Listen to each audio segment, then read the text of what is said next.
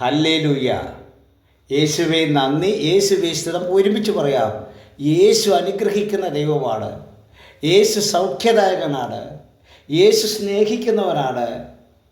യേശുവിൽ നമുക്ക് വിശ്വാസം അർപ്പിക്കാം. Praise the lord. പ്രിയപ്പെട്ടവരെ, ഗുഡ് ന്യൂസ് മീഡിയയുടെ ആഭിമുഖ്യത്തിൽ സൈമൺ ബ്രദർ നൽകുന്ന രണ്ടാമത്തെ എപ്പിസോഡാണ്, വചന സന്ദേശത്തിൻ്റെ രണ്ടാമത്തെ എപ്പിസോഡാണിത്. നമ്മൾ സംസാരിക്കുന്ന മധ്യസ്ഥ പ്രാർത്ഥനയെക്കുറിച്ചാണ്. പ്രിയപ്പെട്ടവരെ, എന്താണ് മധ്യസ്ഥ പ്രാർത്ഥന? ഒരു വ്യക്തി മറ്റുള്ളവർക്ക് വേണ്ടി, വേറൊരാൾക്ക് വേണ്ടി, സ്വന്തം കാര്യത്തിനല്ല വേറൊരാളുടെ കാര്യത്തിന് വേണ്ടി ദൈവസന്നിധിയിൽ സമർപ്പിക്കുന്ന അപേക്ഷകളാണ് മധ്യസ്ഥ പ്രാർത്ഥന. ഹല്ലേലൂയ. യേശുവേ നന്ദി. സ്വന്തം കാര്യത്തിന് വേണ്ടി പ്രാർത്ഥിക്കുന്നതിനെ യാചനാ പ്രാർത്ഥന എന്ന് പറയും. മറ്റുള്ളവർക്ക് വേണ്ടി പ്രാർത്ഥിക്കുന്നതിനെ മധ്യസ്ഥം വഹിക്കുക എന്നുള്ളതാണ് പറയുക. ഗ്രേറ്റ് ബ്രിട്ടൻ, അതായത് യു കെയിൽ വെയിൽസ് എന്നൊരു നഗരമുണ്ട്, ഇപ്പോഴുണ്ട്. ആ നഗരത്തിൽ വർഷങ്ങൾക്ക് മുമ്പ് മദ്യപാനത്തിൻ്റെയും മയക്കുമരുന്നിൻ്റെയും കേബ്ര ഡാൻസിൻ്റെയും ഒരു കേളി രംഗമായിരുന്നു. അവിടെ മുഴത്തിന് മുഴം ഈ കേബ്ര ഡാൻസ് ആലയം, അതുപോലെ തന്നെ മദ്യപാനം, അതുപോലെ തന്നെ സകല തിന്മകളും ചെയ്യുന്ന സ്ഥലമായി അത് മാറി. ഓരോ കുടുംബങ്ങൾ നശിക്കാൻ തുടങ്ങി. കിട്ടുന്ന പൈസ മുഴുവൻ ഇതിനു വേണ്ടി ചെലവഴിക്കുകയാണ്.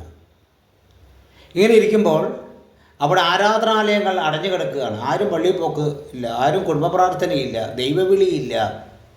അവിടെ ചെറിയ കുട്ടികൾ മുതൽ പ്രായം ചെയ്യുന്നവർ വരെ ഈ തിന്മയുടെ ആധിപത്യത്തിലാണ്. ഇത് കണ്ട് സഹികെട്ട് ഒരു 12 വയസ്സായ ഒരു ബാലൻ, ആരുടെയും പ്രേരണയില്ലാതെ അവൻ വർഷങ്ങളോളം രാത്രിയും പകലൊക്കെ കിട്ടുന്ന സമയം മുട്ടുകുത്തി കരങ്ങൾ വിരിച്ചു പിടിച്ച്, കർത്താവേ, ഈ വെയിൽസ് നഗരത്തെ വിശുദ്ധീകരിക്കണമേ എന്ന് പരിശുദ്ധാത്മാവിനോട് പ്രാർത്ഥിക്കാൻ തുടങ്ങി. വെയിൽസ് നഗരത്തെ അങ്ങ് കാണുന്നുണ്ടല്ലോ, ഇവിടുത്തെ അശുദ്ധി, ഇവിടുത്തെ തോന്നിവാസ ജീവിതം അങ്ങ് കാണുന്നുണ്ടല്ലോ.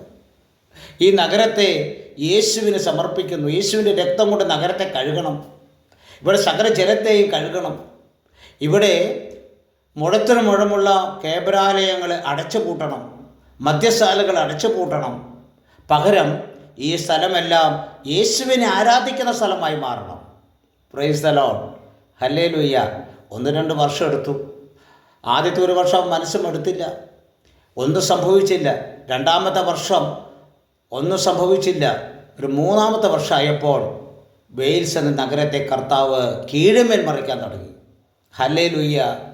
അവിടെ ജനങ്ങൾക്ക് മദ്യം ഒരു വെറുപ്പായി മാറി. മദ്യം കുടിക്കുന്നവരെല്ലാം അലർജി രോഗങ്ങളും പലതരം അസ്വസ്ഥതകളും പ്രകടമാക്കി. കേബ്രാലയങ്ങൾ അടച്ചുപൂട്ടി, അവിടെ ആരും പോകാണ്ടായി.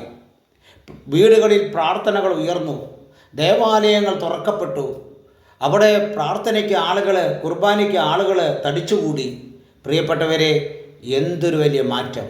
ഒരു 12 വയസ്സുകാരൻ്റെ ഒറ്റയ്ക്കുള്ള മധ്യസ്ഥം വഹിച്ചുള്ള പ്രാർത്ഥന, ആ പട്ടണത്തെ വിശുദ്ധീകരിക്കാനുള്ള പ്രാർത്ഥന.